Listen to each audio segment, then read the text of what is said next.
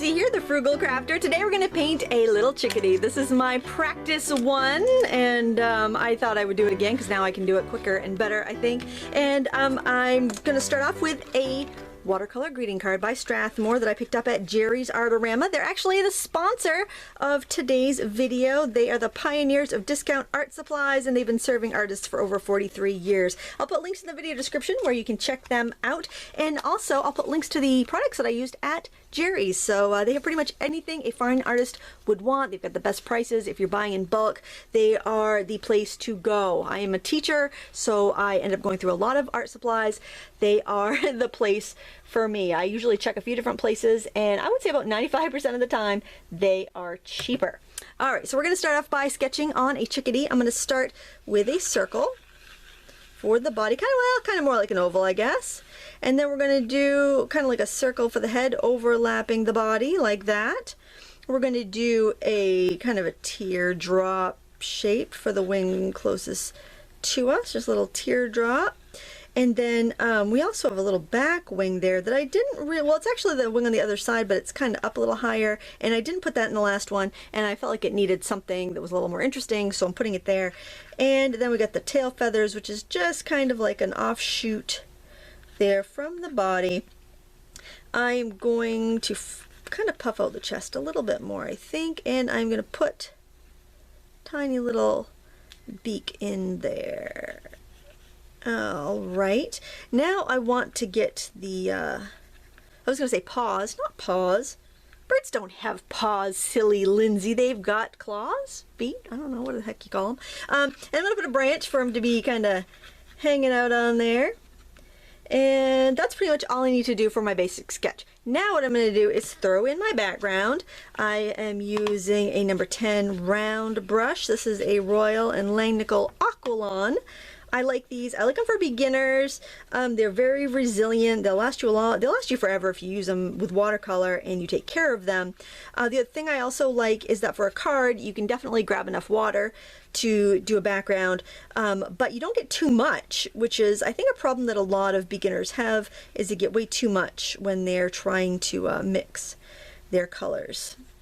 I'm just going in. I can almost wet everything, but I really don't want to lose my sketch, so I'm just kind of wetting everywhere I want the water to flow right now. I'm leaving most of the branch. I'm leaving kind of like a sliver of dry for the branch, just so I have that base of reference, but other than that, I'm just wetting my paper. And I'm using some cotman watercolors. So I'm going to go in with Ultramarine Blue. We're using, how many? 4 colors? We're using 4 colors. This is interesting. We're using Ultramarine Blue, which is our blue. We're also going to use Yellow Ochre, which is our yellow. And then we're going to use Burnt Sienna, which is our red. So we're still kind of using our primaries, but we are using a very earthy, muted primary. But we're still going to mix everything we need from those colors. It's okay if you want to overlap the edge of your sketch. That's fine. So this is going to be kind of like if you imagine a photo taken on a kind of a cloudy, dreary day. The photo reference I'm using is from Paint My Photo. The photographer is Joan McClellan. And I live in Maine. We have lots of chickadees. In fact, I saw a bunch of them yesterday. I think the kids had tossed some chicken feed out because they were having a time going all over the ground and getting I think, seeds. I was kind of worried. I had to keep an eye out to make sure my cats weren't around because I didn't want them to have the all-you-can-eat chickadee buffet. But they're so sweet. They make the sweetest little sounds. Chickadee-dee-dee. They really do that. They do. It's so sweet. And they don't migrate. They stick it out. They stay through these harsh winters. So we're going to make sure we have a nice, plump, little fluffy chickadee. Make sure he can make a living this cold Maine winter. We're supposed to get a bad one again this year. Not looking forward to it. All right. Oh, we want to make sure we get that little space between the legs there painted above the branch. So I'm just basically left a little sliver just so I know where the branch is, pretty much. All right. Now what I'm going to do is just dry this with my heat gun, and we'll be back in a flash. Did you notice how it shifts a little bit lighter when it dries? That is just typical of watercolors. So you always want to go a little bit more colorful when you are painting. So what I'm going to do here is wet the tummy and also kind of around the face area because I want to get some base color down there. Don't worry about it going over the wing, that's fine. Just want to get, I like to turn my paper and just kind of wiggle my brush around and make sure I've liquefied any of the watercolor pencil. There we go. And you know what? I forgot to put the background right there. We'll have to do that in a second. Don't let me forget, okay? I'm counting on you guys. Don't let me forget that. Okay, I'm going to grab a little bit of, and so my palette's a little dirty just because I painted that other one. I'm still using those same 3 colors. A little bit of ultramarine, a little bit of burnt sienna. Just making a really light kind of gray color here. And I'm going to put that in there. Even though the feathers, we would probably call them white, they're really not white. Nothing's really white. Things always have influence of the colors that are around them. So that's how you get, you know, that's how you make your white flowers look beautiful. You look for the influence around them. You look for what other colors are activating on those. We do a little bit of more of a blue. And I would just wipe this when I'm done my painting for the day. I would just wipe that out. But if, you know, if I'm like have to stop and I'm still in the middle of this painting, I leave the palette dirty because I'll go back to those mixes. More blue up there. Now if you get too much color, now remember it's going to shift lighter, but if you do get a little too much, you can take a tissue or a paper towel, just gently blot it. Now I do want this paper wet though, because what I'm going to do here is use my credit card scraper, very fancy tool. It was an LL Bean gift card. And spent, of course. I won't do that with a new LL Bean gift card. I'm going to just scribe little feathers in there. Okay, it's just giving it a little bit of texture. Giving that feather look without actually having to go in there with a little brush and paint them. Alright, now if I see any place where I feel like it's a little too harsh, just I have a clean damp brush, I just go in there and soften it. Just wet your brush, dab it off, go in there and soften it. Because remember, watercolors are transparent. We're going to see anything that we have left on our paper. Now I also feel like I want a little bit more fluffiness down here maybe. Maybe I'm going to go in with some of my light mix here. Just kind of like a brownish gray. And I'm going to tap it on my towel. I don't want too much. I just want to kind of fluff him up a little bit. And any of the anything that I'm painting that's going on in the wet area is going to be kind of diffused, and anything on the dry paper underneath is just going to be a little bit more pronounced. Get a little shadow under the wing there. And a little bit of darker up here under the head. Okay, and we can also go ahead and paint those feet in there. One thing I love about watercolor is that it's so economical. I mean, you spend some money to get set up, but once you have the materials, the paints last so long, you don't waste any, which I just love. Alright, and remember we got to put that background bit up there, so what I'm going to do is wet it. I'll have to see which wing treatment I like better, the first one or the second one. And just going to put some of the blue in. I'm not going to get too complicated with it, because it's already mixing in with the color from the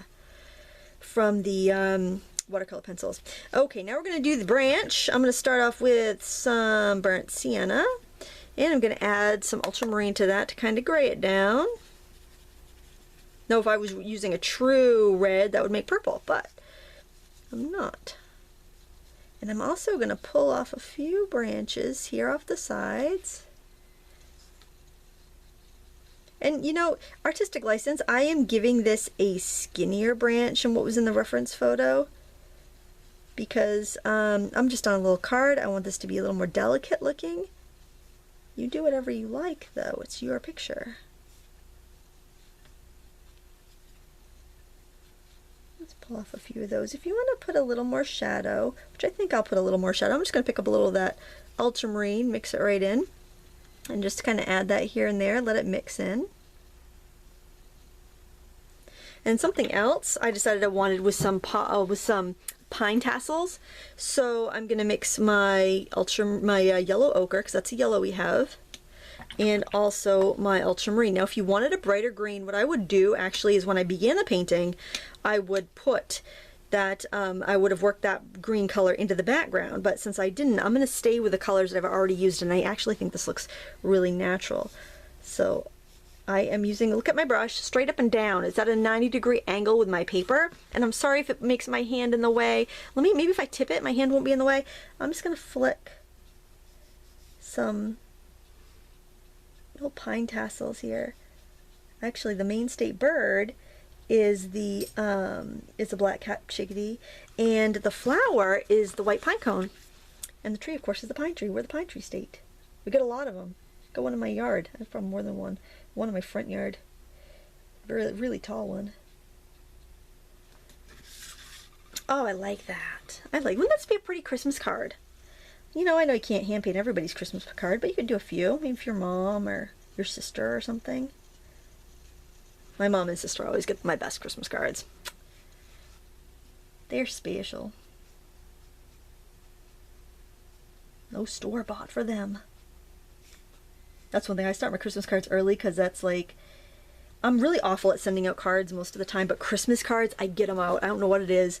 I can get Christmas cards out. I'll probably forget everything else, but Christmas cards, you can put as many or as few of these as you want. I probably should be getting on with the painting. I just kind of like doing those. They're kind of fun. Oh, I like that. I like that better than this because I used a thicker paint. I didn't have so much water in it, so I prefer how this one's going. I always, you know, a lot of times I like my second one better. I'm like, you know, now that I've done one and I know what I'm doing, this one will come out better. That's why I'd rather redo it than just voiceover. I don't think you can polish crap. That's my theory with like art and YouTube videos, is that, yeah, I could have just voiced over the other one, but you can't polish crap. I mean, you can, but it's not going to be as good as if you just started with good content to begin with.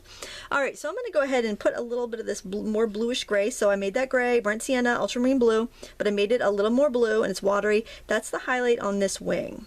Okay, so we've got a lot of feathers, not a lot of contrast or variance in color, so we really need to make sure our values, or how light or dark our stuff is, really shines, really is doing its job here.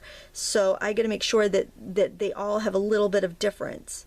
And then we got this wing back here. I don't know, he's probably been preening, probably just, you know, fluffed up his feathers to attract some she-chickadee. You know how they do. You know how those chickens, you know those chickens. You know, all those birds, those male birds, they're fluffing up. Make it a little bit darker here. Now I'm going to go with the ultramarine, less water, and the burnt sienna, less water.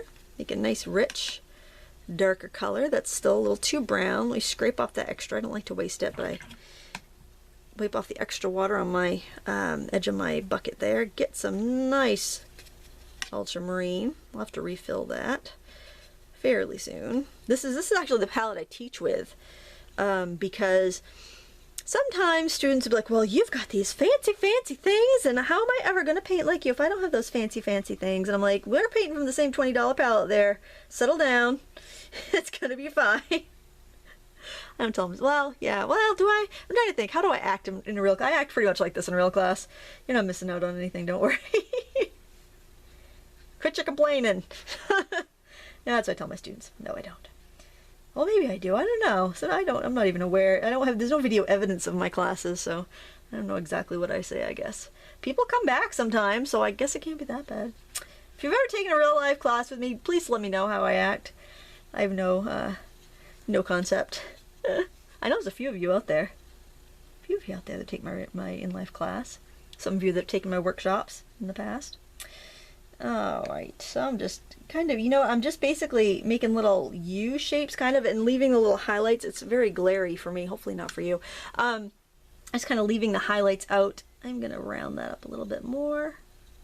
Okay, and what we can also do is we can put in some scrapey. Now, what you can do, there's a couple different options here. You have on your aquarelle brushes, the clear handle brushes, you have the scrapey back, okay? And that you can use to scrape your paint. And oftentimes what happens is it pushes your paint away and brings you back to the white of your paper. Works great when you need a bigger streak like we have here in the tail and the feathers. And then sometimes you can go on the edge and get more of a darker streak. Let me see if I can do that. No, it's still pushing away. So if you want to push away your color and get lighter, use the aquarelle ends on your brushes. If you want a finer scrape, use your credit card scraper. I always joke that these are my most expensive tools and I love them and I want to get them back. You know, in classes, but really they work so good. I do find like this where the paper is a little bit drier, it still wants to push the paint away rather than scribe it in, but remember when it was really wet over here, it scraped in darker lines. Let's bring that, hopefully you can see that without glare there. So 2 tools, they work great. Please practice with them because they will give you so much wonderful effects in your painting. Okay, now we're going to do the black cap and the beak, and the other one I made the beak too big, so I'm going to make sure I do the beak a little bit smaller here. They do have a very small beak. There we go. Now the black is basically your ultramarine blue and your burnt sienna. I still have some on my palette, so I'm going to go right ahead with that. And I am just going to paint in this little kind of triangular area. Almost looks like a beard. A little bearded chickadee preening for the ladies. I'm dabbing in the color because I don't want it to be too solid. I felt like I was getting a very awkward solid area in my first attempt, so I want to not do that this time. And I am just gonna kind of flick out some of that paint. It's alright to paint a little bit in within the area that you want it, then kind of scrape it out with your scraper. I think anyway, I think it just kind of, you can always drag out more with these dark colors. You can't always erase it, and it looks awkward when you try to remove color a lot of times. I think that's where you get that kind of, people say that watercolor is very difficult to fix. It's just that it's kind of hard to get back. I'm going to put the eyeball in right now, and I'm actually making the eye a little bit bigger because I want to leave a little sparkle there. And I know some of it's going to get obscured, so I'm just getting in there nice and big to begin with. I know it sounds completely opposite of what I just told you, but trust me on this, you'll see in a second. And then I'm going to put the black cap in here. Dab, dab, dab. And I'm going to work fairly, I'm turning my paper because it's a little easier if I can turn it for me. Hopefully it doesn't give you too much stress here watching it. And I'm going to put this, I'm actually going to try to just be careful when I paint and give it those little flicks as I go up. That way I can hopefully not have to do too much more to it and be just about done. Hope this tutorial isn't going too slow for you. I know it's a beginner. Sometimes I get a little flack for taking too much time on the beginner tutorials, but you know what? Beginners need a little more time. So watch it in double speed if this is giving you, if it's too slow for you, please, because that's really important for the beginners to have a little more time to learn things. And I want to give them that. I want to give everybody something that they can use, but quite frankly, the beginners need a little bit more. Okay. I gotta smooth that. It looks a little awkward. There we go. And then you can add a few more scrapes in there with this if you want to. Now, if you didn't leave the sparkle out on the eye, don't worry about it. You can go in there with an X-Acto knife later. Just scrape it out. Or a thumbtack would actually even be better. Just take a little thumbtack and give it a little scrape, and that will remove that. I'm gonna dry this and just give you a look at it when it's all dry, and I'll be right back. Okay, at this point you can just add any little details you want, like if you want a little shadow on the feet, not paws. Or is that another take? I can't remember. I was trying to figure out what the heck to call the feet. You can add texture on the bark, or just, you know, little shadows, whatever you want, but this is pretty much done. I always put my initials on the little watercolor cards, and that's all I do, but you can fully sign them or whatever you want. LMW15, and that's all she wrote. I want to thank you so much for watching today. Please check out our sponsor, Jerry's Artorama. I'll put links to the products I used and the website in the video description. Please give me a thumbs up and subscribe. Thank you so much for watching. Until next time, happy crafting.